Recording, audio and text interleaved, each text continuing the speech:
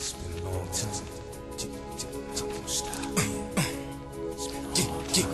Come on. Yeah. Hey, yo, it's my life, my time, my rights, my rhymes, my grind, my struggle, hustle, sweat in my blood too. A predator smells fear, and I smell a lot. My competitors fled scared, cause they smelled I was hot. I want it all. Excess, the sex, and much success. Stress us, I want it all, no less. So come on.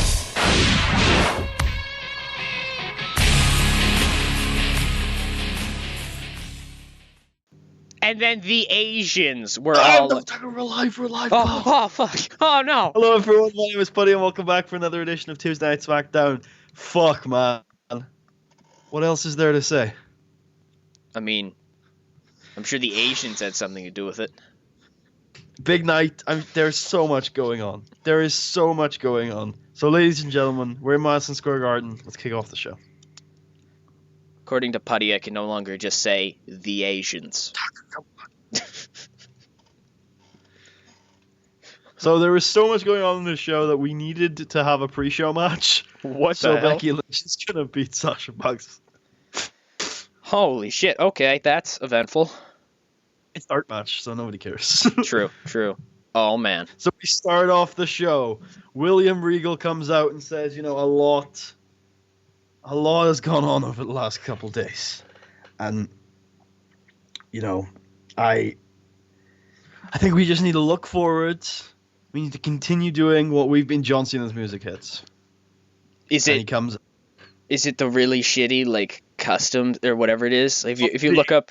Same thing it's used for you. Is it hustle, loyalty, respect, or whatever the one theme is? Where it's like, hustle, loyalty, respect, the message, I wear it, I'm coming to kill your kids. That's like how the song goes, and people use it as a heel theme because it sounds slightly aggressive.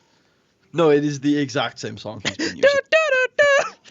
Yeah, he even does his normal entrance. He's all smiley and stuff. Yes, I love the smiles. And he grabs the mic and he says, "Bill, my name is Bill. I didn't think you'd start the show off like this. I thought the first thing you'd want to do is apologize. Because you spent the last 2 months antagonizing the number one contender. You antagonized him so bad that last night he jumped ship. Do you know what that means, Bill? I'll tell you what it means, Bill. It means that you lost SmackDown. You lost SmackDown, the main event of WrestleMania. And as we stand right here in the ring, SmackDown doesn't have a world championship. I'd say that's an abject failure, and as the majority stockholder of Tuesday Night SmackDown, Bill, you're fired.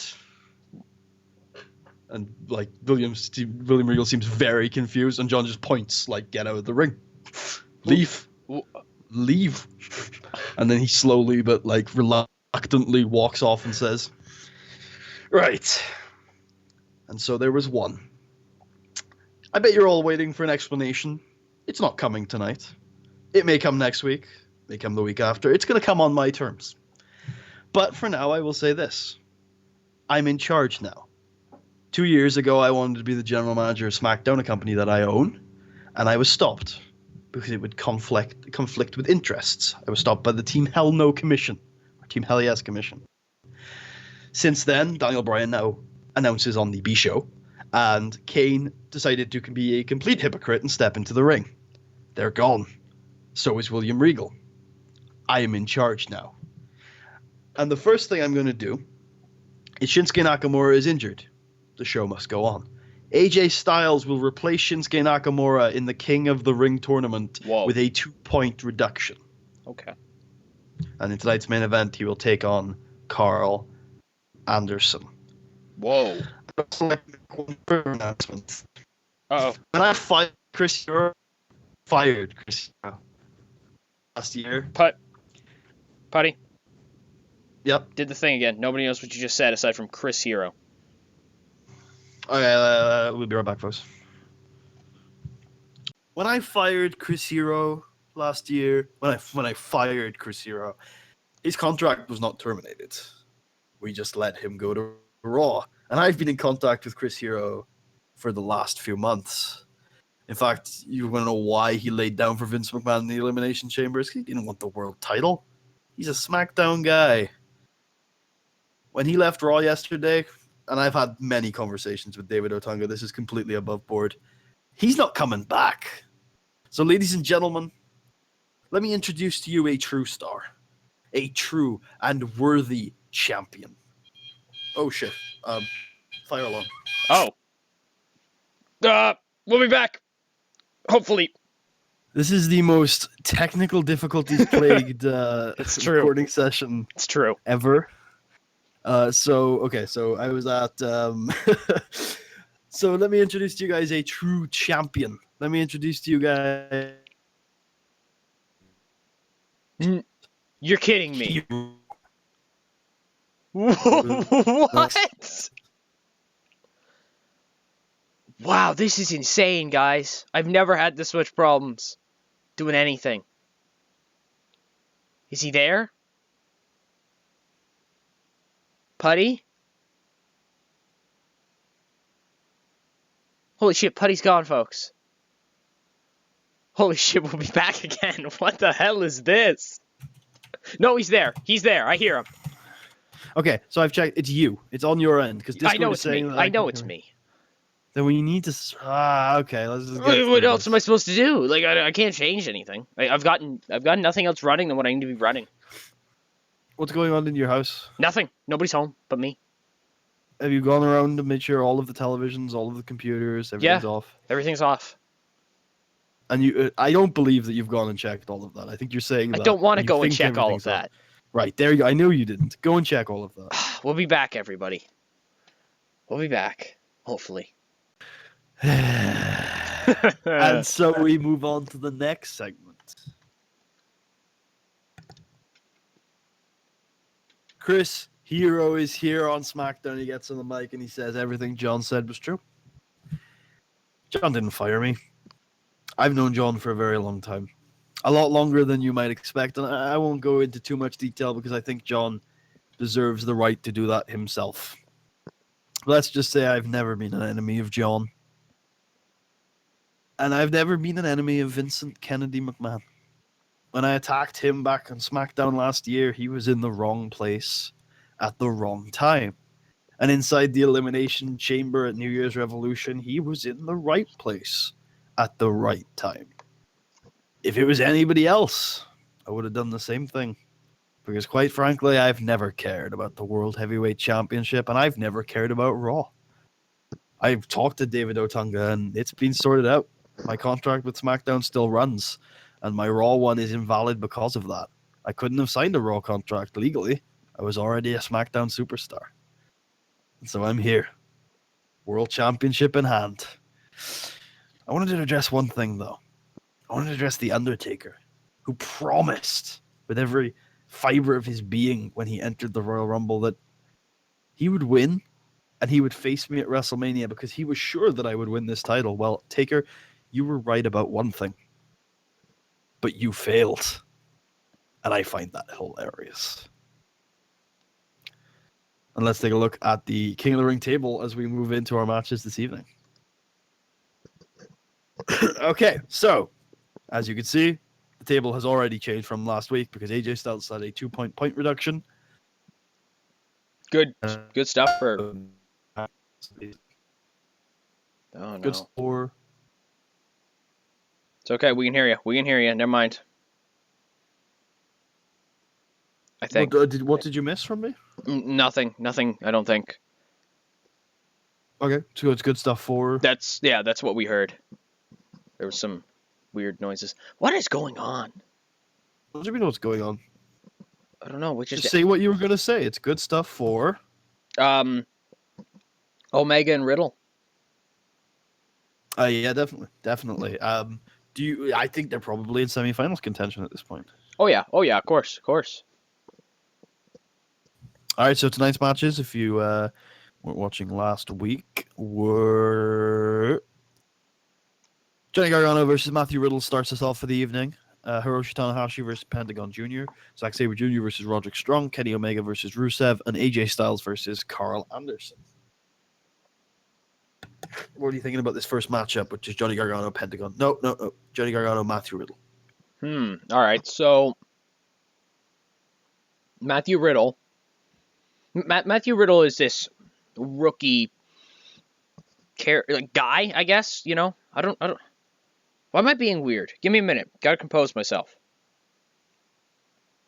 Going into this match, you know, you look at Matthew Riddle, somebody who hasn't been on SmackDown for an incredibly long time, but he's having a killer tournament. 3-3. He's on the same level as Kenny Omega. He's just under Roderick Strong and, well, Johnny Gargano. For somebody who's been with SmackDown for so little of a time, he's having a hell of a tournament. But on the other hand, Johnny Gargano is just that much better. And Gargano is going to pick up this victory due to the reason he always picks up his victories. And that's his winning mentality. His I will go to any lengths attitude.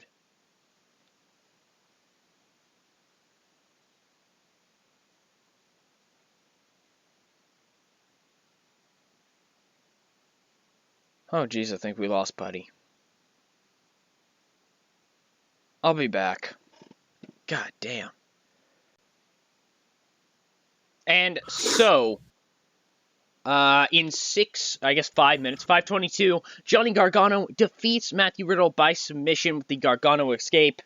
81 rating for this match. Nice, big win for Gargano, but he has had an absolutely fantastic tournament. And it's it's nothing short of expected from him, wouldn't you say? Oh yeah, definitely. Gargano is... Any big takes out of this match? Gargano is... Because this was without cheating. Gargano is slowly evolving into one of the better wrestlers in this tournament, for sure. Oh yeah. So our next matchup is quite close to the bottom of the table. We've got Hiroshi Tanahashi and Pentagon Jr. Your thoughts, Tak? I think Tana's going to win. Pentagon Jr. is shit at wrestling. Not much else to be said. All right, sounds good to me. As we move into a 61C, as Hiroshi Tanahashi does indeed defeat Pentagon Jr. in just 51 seconds by pinfall with a high fly flow. High fly flow! Sounds good to me. Our next matchup is another matchup. We've seen a lot of these in the tournament where it's... very much a battle of two people who know each other very well and have often fought on the same side of a battle. And it's Zack Sabre Jr. and Roderick Strong. Ooh. What are your thoughts on this one? I like Zack. I really do. Yeah. But I think Roddy's going to take it because Roddy is not as... What do I want to say? Sabre Jr. seems more... Let's go with this. Roderick Strong is not going to hold back. And I do believe in this type of situation, Zack Sabre Jr. would feel like he would not go all out. Okay, thank you, Acer. I will create a factory default backup. Go fuck yourself first. Acer been fucking us all night, man. He has been fucking us all night. God damn you, Acer God. He won't go away either. He's just going to hang out there till I exit off. Anyways. Oh, create a factory backup, yo. Yo, gotta get that popping out here. I don't think Roddy's going to hold back where I do think Zack Sabre Jr. will. I think we've gotten to the point, as we've said in multiple weeks, where Zack's probably out of the contention for the semifinals. So I think this is a similar situation where, like you said, there's a lot of factors at play as to the mental state of the competitors. And I would absolutely agree with you, generally speaking, that Roddy's got the big advantage in this one.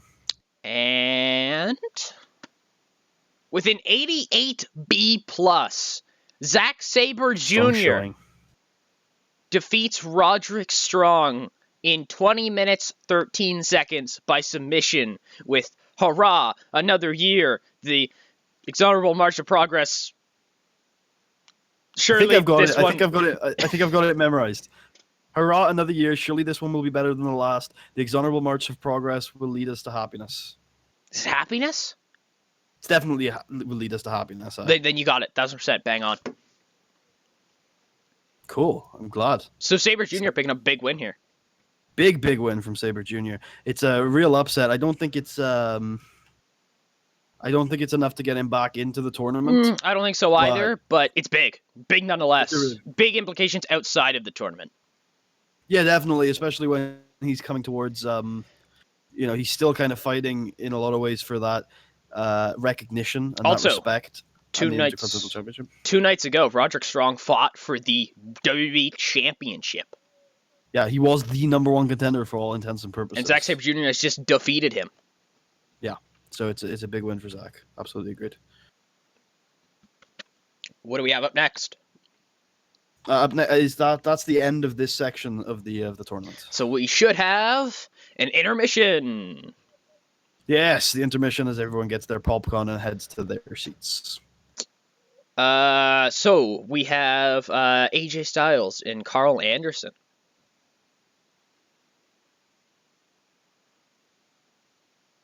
How'd I? No. Please, it was going so well. Putty. You spelled strategy wrong. You're there. I hear you. Hello. I hear you. Hello. So they're backstage. And they're planning. And they're like, no, you'll take the fall. No, you take the fall. No, if I take this fall, no, you'll take the fall. And then they realized AJ's locker room now. And they head back. They head into AJ's locker room. And they notice something's a little amiss. They pull back a curtain by his locker. And there is a flaming cross in AJ Styles' locker room. What? And they look very concerned. They're very concerned. So hopefully the people understood what you said there. First little bit was a little rocky. They were arguing over who would take the fall, correct? Yes. All right. Because obviously they're not going to each other. Exactly. As we move on to Sami Zayn and John Cena. Yes, before we get into this angle, I forgot to mention something in Cena's opening promo. He also expressed disappointment in the current tag team champions and the fact that they weren't a tag team, and so booked for the intermission tonight a tag team championship match between the tag team champions KotR and Tyson Kidd against Doc Gallows and Carl Anderson. Did you get all that? Yeah. What is this angle though? This angle, right? So Sami Zayn walks into John Cena's office. He's a little like hesitant. He's like, I'm sure we're gonna have a lot of conversations over the next couple of weeks. But first things first, I think I deserve my rematch. And John Cena says, I think you deserve an opportunity to earn a rematch. Yeah, that's a good idea. Next week, in the main event of SmackDown, you're gonna get the opportunity to become number one contender. But in order to do so, you're going to have to face Tommy Enda and Brock Lesnar in a 2-on-1 handicap match. Oh, and if you lose, Sammy, you're fired. And you can book that in for next week. Oh, man. So, triple threat match, correct? No. 2-on-1 handicap match. Oh, Jesus. All right, I did not get that from what I heard. Where the hell is 2-on-1? Oh, there it is. It's handicap. I actually did say 2-on-1 handicap, so I guess this is a shit show already. Nope, I'm just an idiot. No, I didn't even. Okay, cool. Pay attention. Good. I didn't pay attention. I'm not gonna lie to you. All right, good. That's a good thing. I'd much rather you not pay attention than the call be fucked. It was Brock Lesnar and Kenny Omega. Tommy Enda. Damn it, so close. No, not even close. Hey, they both have letters and then Y. Okay. As we move into that tag team match. Baby. Yeah, 61C as Kenta and Tyson Kidd defeat Carl Anderson and Doc Gallows in a minute 38 seconds when Doc Gallows was disqualified when Brock Lesnar ran in and attacked Kenta. Huh. That's a little bit of an anticlimax, don't you think? That's a lot, isn't it? Why would Brock? Brock was trying to interfere to even the odds, but he got caught. Oh. Weird. So we move into Confusion John 1. Cena comes out and he says, that's a little bit of an anticlimax. I think these people came to see a tag team title match. So I'm ordering that this match be restarted with no disqualifications. Oh, shit.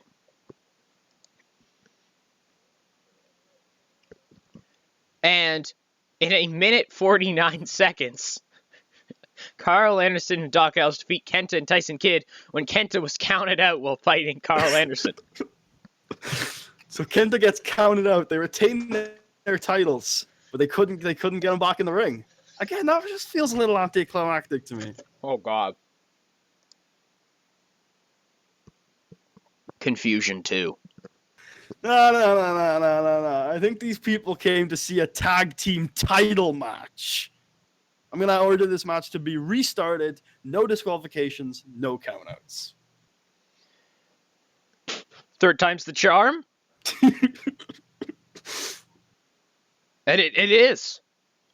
As an extremely short match, Carl Anderson, Doc Ellis defeat Kenta and Tyson Kidd in 3 minutes, 12 seconds when Carl Anderson defeated Tyson Kidd by pinfall with a gun stun. Carl Anderson and Doc Ellis win the WWE Tag Team Championships. Clap for your world-famous two-time champs. And feel the power. We got a big angle coming up next. Do we? What do we have here? It's Asuka. Oh my God, Asuka. The monster has returned to SmackDown. We saw the vignette last week. She's been training hard for money. And she is back on SmackDown. She doesn't look happy. I totally forgot punching bags were her gimmick. Yeah, and also Paul Heyman was her manager back in the day. Yeah. Holy shit, way to be. Way to be, Swerve. Thanks. I appreciate it. Out of curiosity, who are you expecting, or were you expecting someone? Lesnar. Come on, Lesnar. Oh, okay. Who else? Lesnar takes infrequent breaks, but he's never gone on proper hiatus, even though you barely ever see him. He's always around. He's always just lurking in the shadows. Just lurking in the shadows. Are we in the match right now, or not yet? Is there a match coming up? It looks like there is.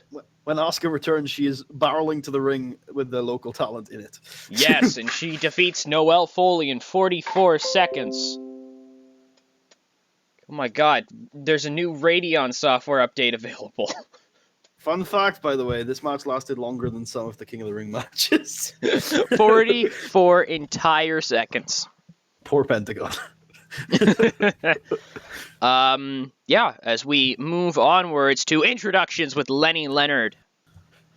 Who introduces Rusev and Kenny Omega. What do you think about this match? At the top. Alright, so Rusev, of course, is the number 1 seed. Kenny Omega is the 4th seed?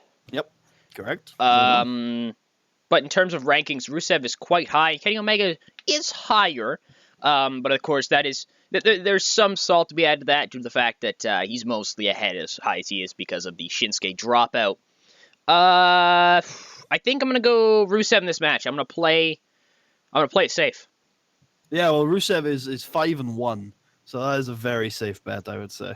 As we move into the match, and in an 82B, Kenny Omega defeats Rusev in 10 minutes, 28 seconds by pinfall with a one-winged angel. Big win for Kenny Omega. Huge win. Huge win for Kenny Omega. Also, Rusev has been caught almost, it seems. The loss of the momentum with the first loss, eh? Like he's stuck. I mean, he's hit a wall. Sometimes it can happen, Sometimes it can happen. Oh, you just start spiraling downwards. But you got to think at 10 points already that he's got to be favored to win, no? At least make the semifinals. Yeah, absolutely. Like, I could see somebody possibly overtaking him to take the first seed. He's not going to drop out of the top 2. I don't think so. He's got such a big point total at this point already. That he does. As we move on to AJ Styles. He gets on the mic backstage and he says, "Tonight, I re-enter the King of the Ring. Last year, I had a poor showing. I'll admit it. But I was focused on winning and holding the WWE Championship. My whole attention is based on this. Me and Carl had some words, and tonight we're going to have a good, clean fight. No bullshit. No Bullet Club shenanigans. Tonight we're going to fight. And, Carl's one of the best tournament wrestlers in the history of the world. And I think I've got my work cut out for me tonight. But I'm going to beat him. Very interesting. I need you fucking Styles. Very interesting words from AJ Styles as we move on to the introductions for the main event of the evening. AJ Styles, the face that used to run the place and is now kind of fading into obscurity, taking on the best tournament wrestler in the history of the world, Carl Anderson. What are your thoughts, Mr. Tuck? AJ Styles, because he's fresh. He is really fresh. You got to admit that. He's had wrestled very little over the last month. Carl Anderson has had 6 matches. And he fucking wrestled tonight already in the tag team match. Although Carl is fresh off a victory in the tag title match. He is now a champion. He is. Also, we are deep into this tournament. Strong tournament wrestler Carl Anderson. Is it finally going to kick in? I don't think so. Well, let's see. I said last week it was now or never, and we've hit never. So we go on to the main event. 82B, as Carl Anderson defeats AJ Styles in 24:09 by pinfall with a gun stun. Okay. Wow. Yeah, Carl Anderson, big win for him. Huge win. Massive win. Ginormous win. Absolutely. What do you think this has an impact? Is AJ just not cut out for this type of tournament anymore? He's had one match, buddy. Calm down. It's a loss, though, against the, I think, bottom-placed participant so far. He's the best tournament worker in the world. Oh, how your tune changes. I have no clue what you're talking about. I'm sure you do not, good sir. So let's take a look at those final rankings. We're gonna cut for a minute so I can get those up, because I have closed them down when I was trying to find the issue. And here are the standings for Week 7. Yes, Week 7 of the King of the Ring tournament. And the issue I think we need to talk about, first of all, is how far AJ Styles dropped in just one night. Well, let's be fair and remember that taking Shinsuke's position, he had to give up 2 points on Shinsuke's record. That's true. And like you said, he's only lost one match. And yes, he fallen a long way, but it's tight up there. The difference between first and last is 6 points. That's 3 victories. Sure, there aren't 3 victories left in the tournament, but at the same time, like, you look at the difference between Matthew Riddle and Johnny Gargano, that's only 4 points. And while we are getting to the end of the tournament now, and those gaps are a lot bigger than they might seem, you can drop quite a ways with just one loss. Let's remember, if Shinsuke was still here and he lost, he would be not much higher. No, only above Riddle and Tana. But yeah, the thing we have to talk about, because I think I made the wrong call when saying the biggest story of the day, because the biggest story of the day is the tie for first place. Absolutely. Johnny Gargano has caught Rusev. Does he surpass him next week? We've been talking about how good of a tournament Rusev has been having, and I think if you look at it on the facts, and we've been there, we've commentated every match, but we've watched every match, we've analyzed after the show every match, we've seen it all, and we have said that Rusev has been such an impressive, right? It's felt like a domineering presence in the tournament. Gargano has the same record. It's impossible now to say that Gargano has not had an amazing tournament. It's an incredibly impressive performance from Johnny Gargano. Oh yeah, and especially for somebody predicted to be the 7th seed. Somebody predicted to be where Tanahashi is right now, the 8th seed, who's also overperforming. Yeah. And people who are underperforming, well, you look no farther than Carl Anderson. Yeah, Carl Anderson definitely. Pentagon on par with where we thought he'd be. Yeah, good call, bookmakers. Good call, bookmakers. But I think one of the biggest things that we need to look at here, especially for the race for the semifinals, is that there is one side of it, and that is for Gargano and Rusev, it's theirs to lose at this point. If they win their last 2 matches, they're through the semifinals. I don't think they're facing each other. No, they are. On week 9, they are facing each other. Oh, man.